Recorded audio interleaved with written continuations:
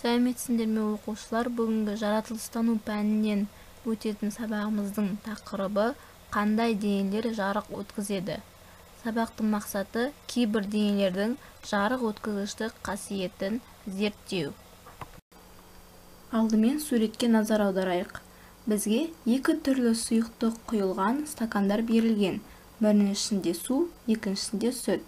Қалай ойлайсыңдар балалар? Су құйылған стаканның артынан біз қандай да бір нысандарды, заттарды көре аламыз ба? Және сүт құйылған стаканның артынан біз қандай да бір нысанды көре аламыз ба? Ойланайық. Екі стакан да шыныдан жасалған.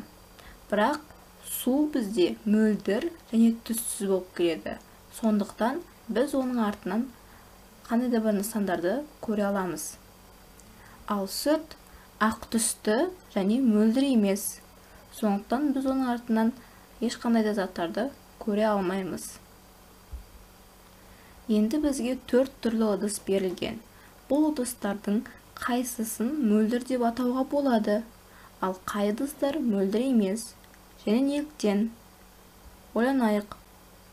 Бірінші ыдыс бізде шыны ыдыс. Ішінде су бар. Су бізде мөлдір.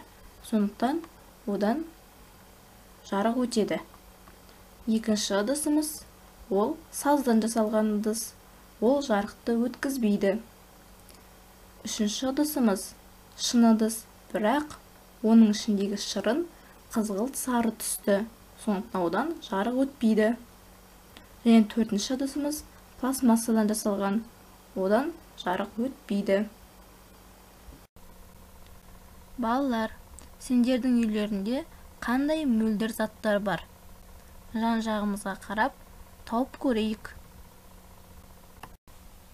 Есіне сақта, мөлдір заттар арқылы басқа нысандарды көруге болады. Келесі суреттегі стакандардағы қандай ерітінді жарықты көбірек өткізеді, ал қайсысы азырақ өткізеді? Және неліктен? Бірінші стаканда бізде су болғандықтан ол жарықты жақсы өткізеді. Екінші стаканда бізде түсі ашық шырын құйылған. Ол жарықты тек қана жартылай ғана өткізеді. Үшінші стаканда қою түсті шырын құйылған. Ол жарықты өткізбейді.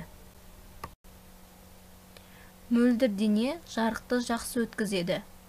Суретке назар аударатын болсақ, аквариумның сырты бізде шыныдан жасалған. Сондықтан ол жарықты өткізеді. Ал мөлдір емес дене жарықты өткізбейді. Құмыра бізде қыштан жасалған. Сондықтан да одан жарық өтпейді. Кейбір заттар жарықты нашар өткізеді. Оларды жартылай мөлдір деп атайды. Және олардан басқа заттар анық көрінбейді. Мысалы, полиэтиленді пакет. Оның ішіндегі заттарды біз анық көре алмаймыз. Сондықтан да бұлар жартылай мөлдір заттарға жатады. Балалар, сендер білесіңдер ме? Денелері судай мөлдір болатын әр түрлі тіршілік иелері бар. Солар туралы бейне материалға назар аударайық.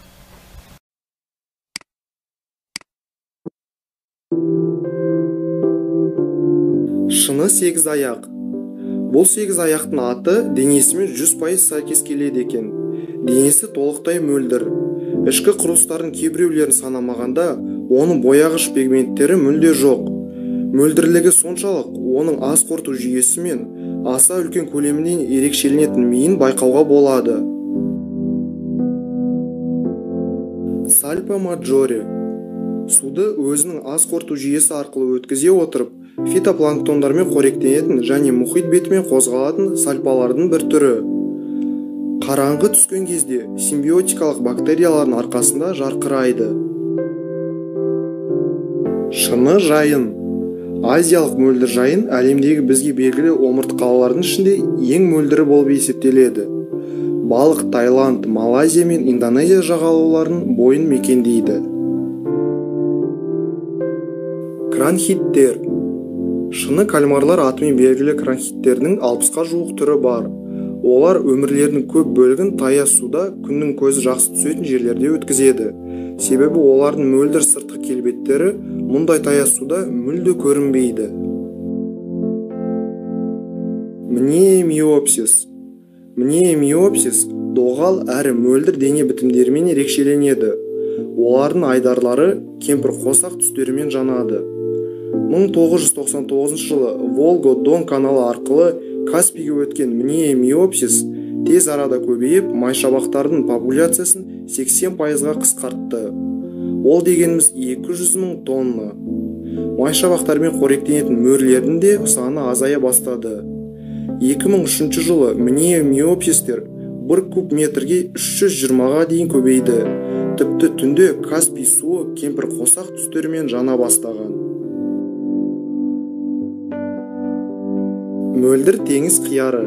Бұл өзгеше тіршілік иесі мұхит түбімен жорғалап, су түбіндегі өз үшін құнарлы заттармен қоректенеді. Қармауыштары қысқа болғандықтан қиярдың қозғалыс жылдамдығы өте баяу, минутына 2 сантиметр ғана. Ақ қанды балықтар. Қалтырауын мұз балығы ретінде де белгілі ақ қанды балықтар Антарктидада мекендейді. Және қаны мен денелері түссіз болғандықтан, олардың сыртқы көріністері де түссіз болады. Мұз балық қызыл қан жасушалары мен гемоглобин ақуызы жоқ жалғыз омыртқалы болып табылады. Гретта Отто. Түссіз көбелек ретінде де белгілі бұл тіршілік иесі Колумбия, Боливия мен Эквадор ормандарында мекендейді. Қанаттарының мөлдірлігі соншалық, қарасан ар жағындағы заттарды көруге болады. Шыны бақа. Шыны бақалардың бірнеше түрі бар. Олардың барлығы Оңтүстік Американың тропиктік ормандарында мекендейді. Олар қозғалмай отырғанда айналасындағы жыртқыштар үшін мүлде көрінбейтіндігімен ерекшеленеді. Апистапрок балығы. Бұл балықтың көздері жарыққа өте сезімтал болып келеді. Оған қоса апистапроктың сұйықтыққа толған мөлдір басы да оны басқа балықтардан айыратын ерекшелігі болып табылады. Балықтың көздері қай жерде орналасқан деп ойлайсыңдар? Егер мынау десеңіз, онда айтқан жауаптардың дұрыс емес. Өйткені ол көз емес, ол балықтың сезу түйсіктері. Ал мына жасыл түсті линзалар мен кемкерлеген құрылыс балықтың көзі болып табылады екен.